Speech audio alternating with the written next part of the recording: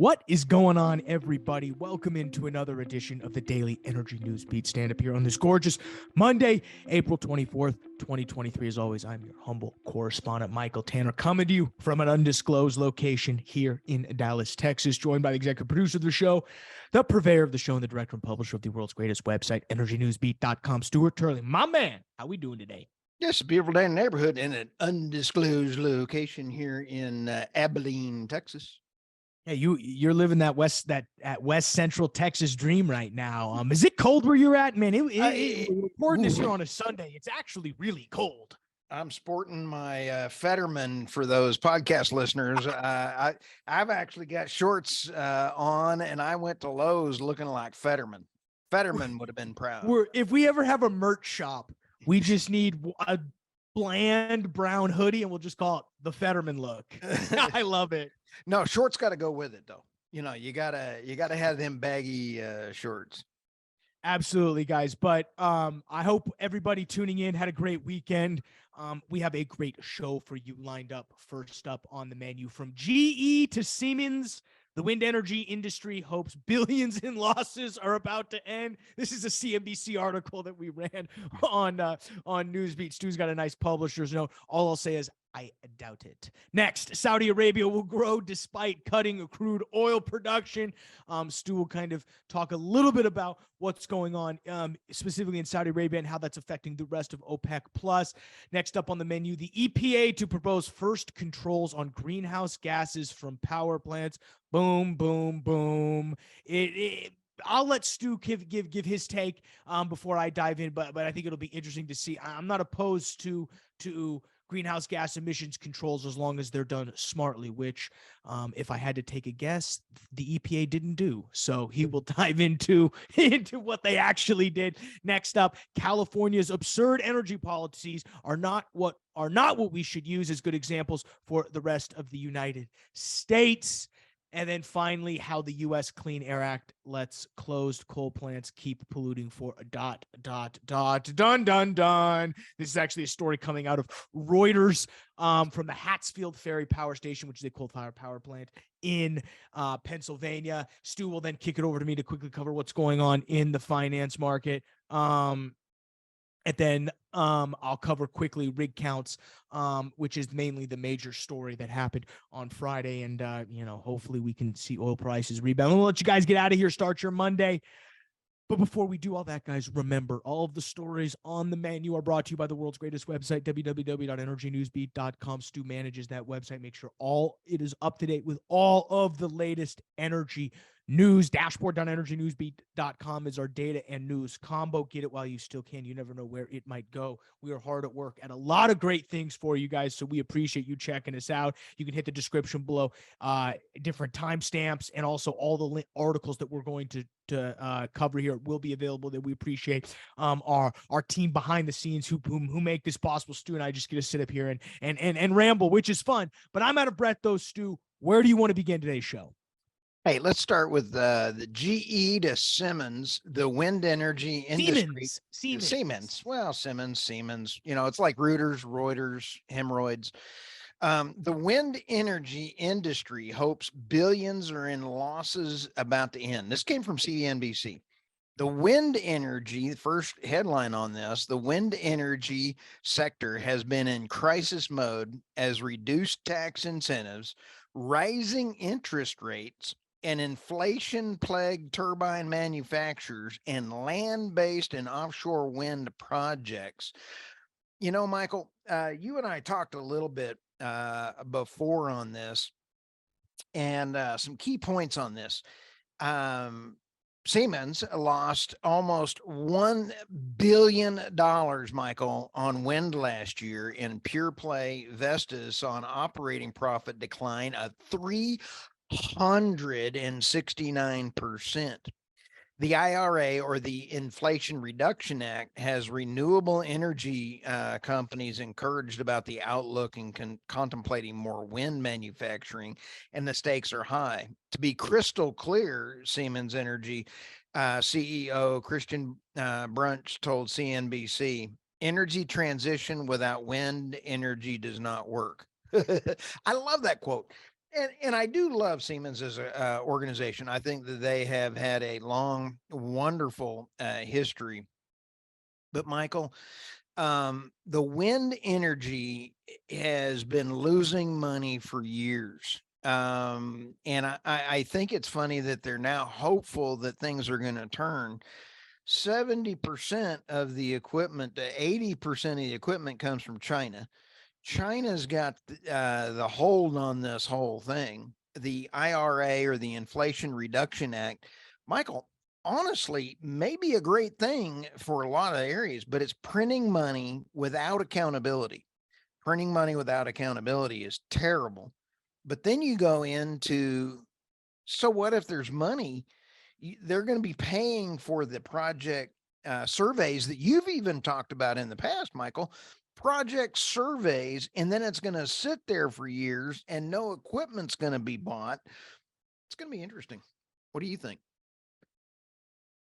I mean, I think in relation to this article, it's clear the wind and solar industry relies heavily on subsidies, and that's that's just China. A fact. I don't mean that in like a who gotcha, like he gotcha you. It's just it's the way their business model works. And the reason why this Siemens CEO is so bullish on his business is the Inflation Reduction Act, which is a great name for something that's aptly, as you pointed out, just printing money. So I think specifically, these wind projects are not cheap. You have to deploy huge amounts of capital over a long time frame. So you have a lot, and that's why I think people, they make fun of companies because they get themselves into these financial situations because they've deployed all this money into a project that when the project finally gets ready, the economics don't look sense. And it's like,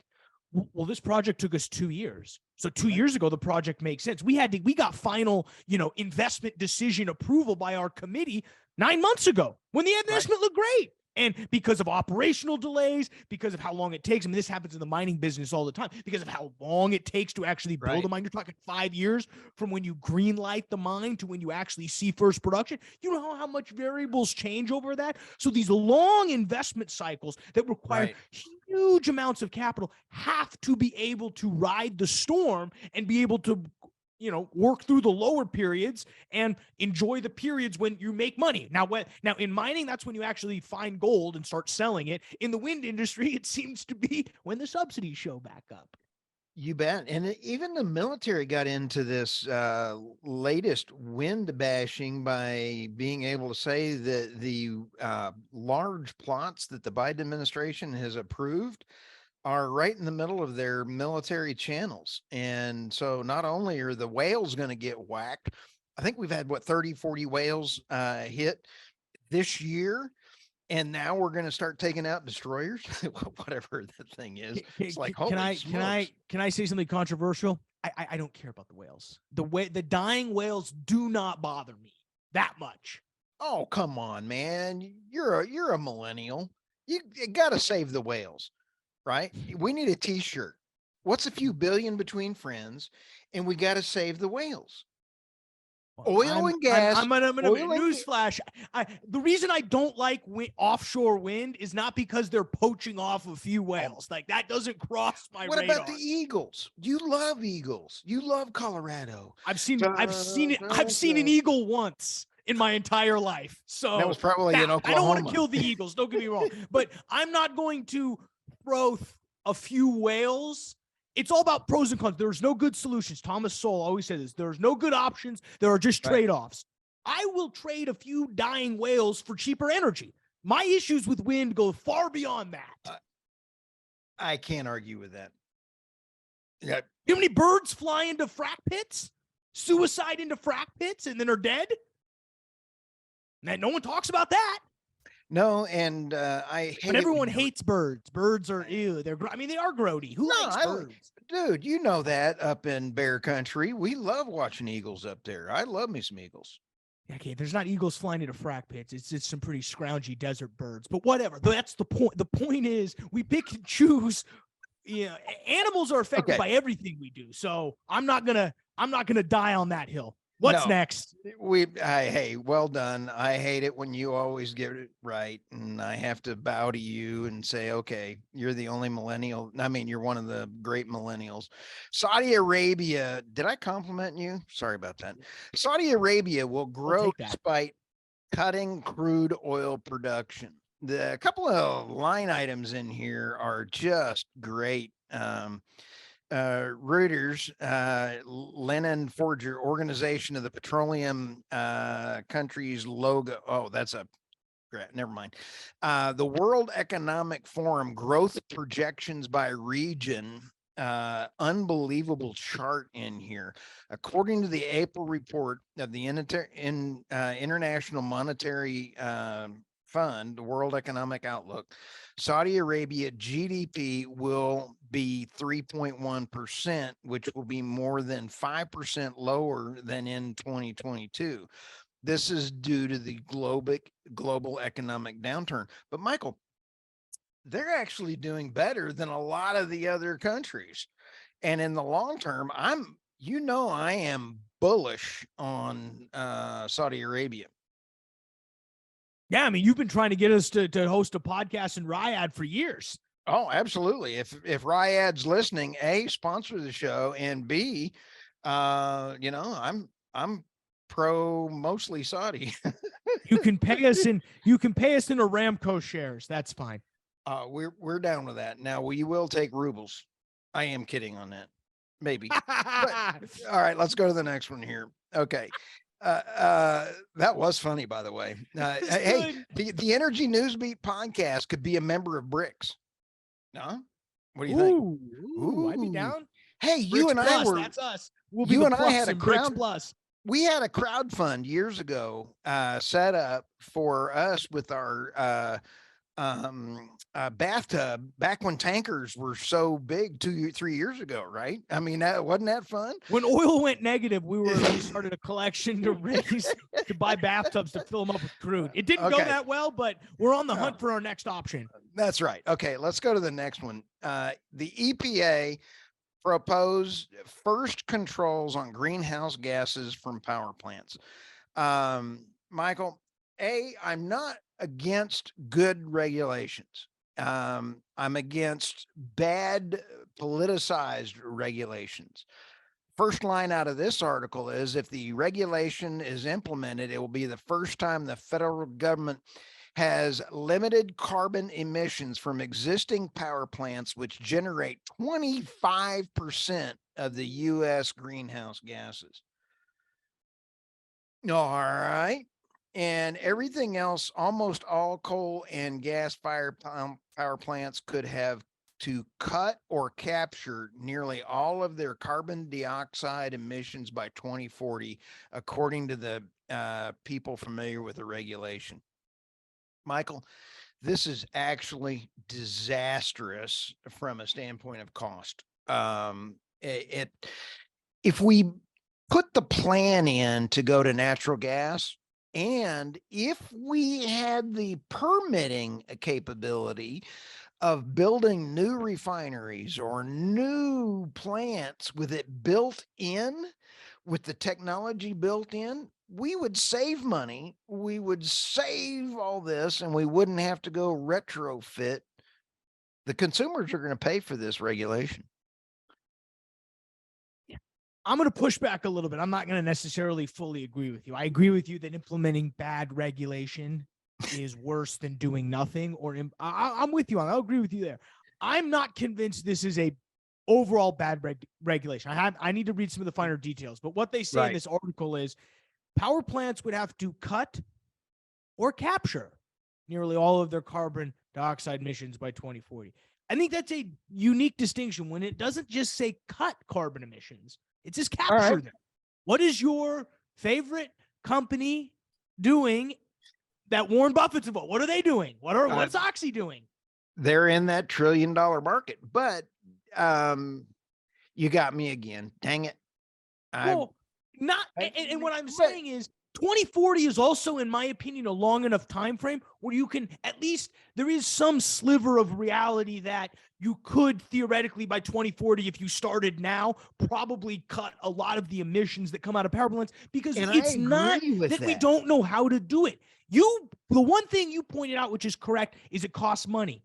It's not free to just buy scrubbers, which are the things that you put on smokestacks that try to scrub out all the dioxide. It's not free for Oxy to then take all of that scrub dioxide and pump it in downhole. There will be a cost increase. So the real question is, who takes it in the drive-through? I think the consumers will, unless the federal government, through the Inflation Reduction Act, also begins to step in and provide funding to increase the technology that's being thrown at this problem. Because remember, there are no good solutions. There are just trade-offs. Yes, it'd be great to cut emissions. It's going to cost more, though. So the real question is, what's the optimum level of cost that we're going to take to achieve the balance? We don't just want, I mean, this is what, again, not to get on a rant, but in the 1970s, you couldn't see 2 miles in LA. Now you can see 20 miles. There is a cost that we're willing to pay in order to have clean air. Everybody is. There's a cost Stu's willing to pay to make sure that, whatever. It's hard to come up with an example on the spot, but you get what I'm saying. Everything has a cost to it in which you would say, I will pay that cost in order to achieve this outcome. Exactly. And why should we pay the cost of making our energy just as high as it is in Europe or the EU when China is going to be publishing or implementing still it's one coal plant per week or whatever the number is. And, nothing we do would matter. Yes. On a macro level, I'm with you. Why put these regulations on when our counterparts aren't? So yes, there's that. I'm talking about this specific rule. If you're going to cap something, if you're going to tell me at some point in the future you're going to have to change your behavior, give me enough time to slowly change my behavior and slowly get accustomed. Don't just tell me tomorrow, boom, all of a sudden you can't drive anymore. Give me some time so I can learn to ride a horse, please. What's next? All right. Riding a horse is pretty easy, unless the horse's name is Rocket, but that's a whole nother story. California's absurd energy policies are not what we should use for good examples for the rest of the United States. This is actually a fairly disgusting article in talking about disgusting political processes. 20, 30, even 40 pieces of blank legislation are introduced, each bill with a number, each completely empty of language, except for a single line expressing the intent of the legislator to fill them in later with something related in the budget. Holy smokes. That is how the amendments to their energy have been going on. Yep. So when you go in and you say the new state law is Assembly Bill 205, it was first introduced in January of 2021, completely blank except for one 18-word sentence. It says the intent of the legislator is to enact statutory changes related to the Budget Act of 2021. About 7 weeks later, the Assembly passed the blank bill of a vote of 56 to 18 and sent it to the Senate, where it sat for more than a year. These are the kinds of words and things that are going on that people are putting in that are causing high energy prices for California. This is just despicable. How do you, I would like this is an example of what you mentioned in the previous article about bad legislation causing huge negative externalities. There's no argument here on this one.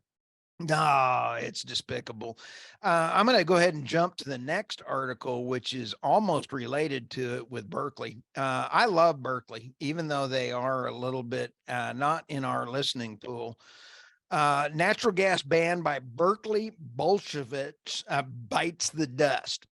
Berkeley's latest generation of Bolsheviks enacted a natural gas ban that has been wisely overturned in a federal court.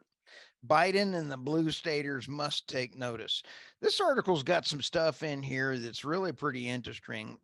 One of the quotes in here: Berkeley can't bypass preemption by banning natural gas piping within buildings rather than banning natural gas products themselves.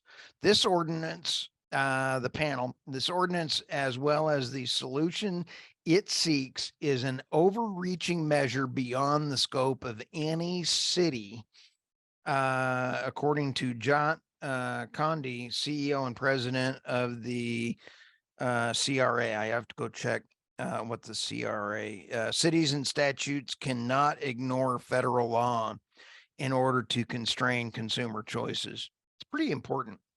You know, local does not trump federal, and stupidity doesn't trump.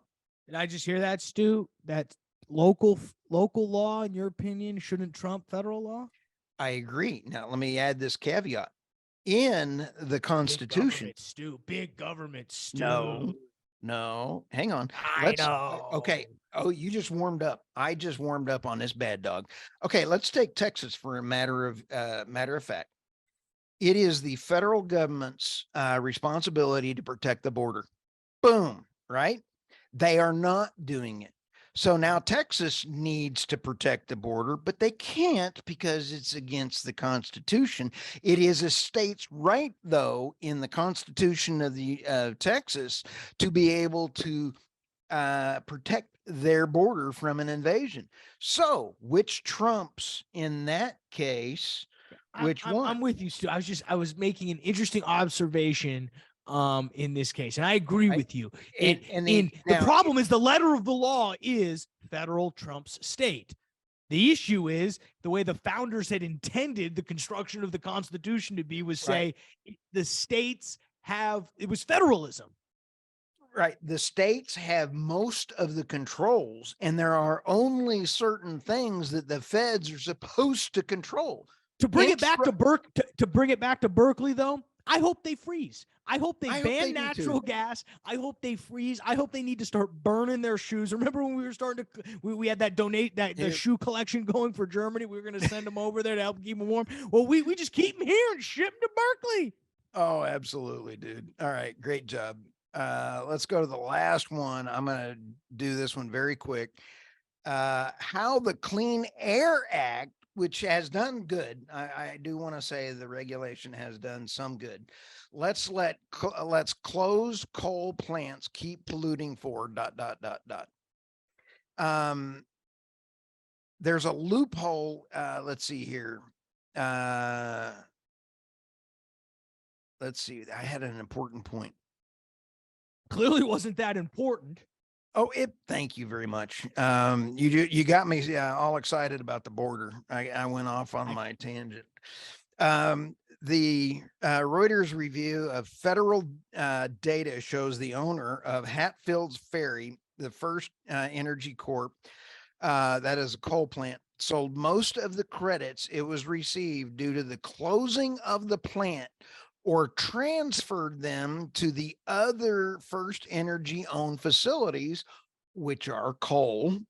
One batch worth an estimated of 1.2 million helped Missouri's new Madrid power plant in 2021 comply with emission regulations, while generating most of the smog producing NO2 in the nation. Isn't that nuts? This whole thing of selling carbon credits is something, all it does is allow folks to keep polluting. I mean, that it's the problem with opening it up to a free market is you will find people will pay a lot of money to figure out what's the way to not skirt the laws, but push the stretch and push the boundaries of laws as far as they can. And without controls, without hyper regulation, which I'm against naturally. Yeah, I agree. These carbon markets can act in very there can be some chicanery going on with what you're seeing here. So I'm not in favor. Right. If we're going to cut coal power plant emissions, I'm all for it. Let's make sure we're not transferring them, in this little shell game of closing one plant, transferring another. But there's someone making a lot of money who figured that out. So good for them. That's one of the reasons Tesla is light years ahead of the other EV companies. So anyway, Michael, that was it. And thanks for letting me rant, and compliments to you for keeping me in line. Always, Stu. I will always check your ego. You've had too many things go right for you over the past 6 months geopolitically that I got to bring you back down a little bit. Moving over to finance, guys, not much going on in the overall markets. Futures on Friday closed only up about a 1/10 of a percentage point on the S&P. NASDAQ closed up a 12th of a percentage point. Crude oil continued its third day of tumbling. We currently sit at 77.87 was the close on Friday. Looks somewhere to open up around 77.95 as we record this in the afternoon on Sunday. Natural gas, again, we got all the way up to 240 on Thursday, and that was mainly on Wednesday, mainly due to the fact that there was a cold sweep coming in. We thought there was going to be some nice draws from the crude oil from the natural gas storage. We didn't see as big of a draw as we were expecting. So I think you saw prices slump a little bit, currently sitting right now $2.23, looks to open a little bit lower when the market opens around 3:30. But the long-term forecast on natural gas does not look good. Most people I talk to are extremely bearish, at least for the next 2 years on natural gas. So, take that for what it's worth. High oil prices do not mean high natural gas prices, because the higher oil prices go, the more associated natural gas production we're going to have, which drives the price down. It's the big reason why natural gas in the early 2010s up until 2015, 2016 was still worth nothing, because there was so much just associated natural gas that we didn't know what to do with, because everybody only cares about black gold. Boy, it just doesn't make sense why the East Coast is kind of chowder-headed on the pipelines. They could really lower the cost of energy. Yeah, if only we had some pipelines we could get approved. Oh, that goes back to regulations, doesn't it? You're smart, Stu. Don't forget it. Anything else? No, I just want to give a shout out to all of the people listening to the show. Thank you so much. Also get to interview Robert Bryce of Power Hungry and Meredith Angwin, who is shortening the grind in one podcast. Two industry experts. Going to be a big fun one. Yeah, that'll be a great episode. So you'll have to check that out, guys. World's greatest website, www.energynewsbeat.com. For Stuart Torley, I'm Michael Tanner. Appreciate it, guys. We'll see you tomorrow.